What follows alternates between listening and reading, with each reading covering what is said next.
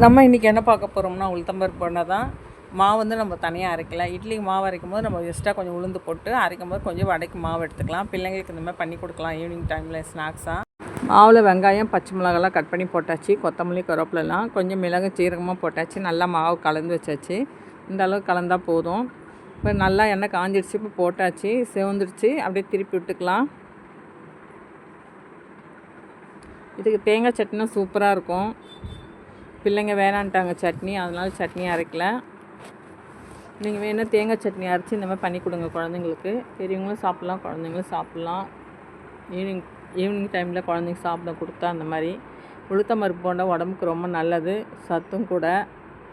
நம்ம தனியாக மாவு அரைக்கணும்னா கஷ்டமாக இருக்கும். அதனால் நம்ம இட்லிக்கு போடும்போது கொஞ்சம் எக்ஸ்ட்ரா ஊற வச்சிட்டோம்னா அரைக்கும் போது இந்த மாதிரி பண்ணி பிள்ளைங்களுக்கு கொடுக்கலாம். உளுத்தம் பருப்பு ரொம்ப நல்லது உடம்புக்கு. பிள்ளைங்களுக்கு இந்த மாதிரி பண்ணி கொடுங்க. வாரத்துக்கு ஒரு 2 நாளாவது இந்த மாதிரி கொடுங்க. உடம்புக்கு ரொம்ப சத்து.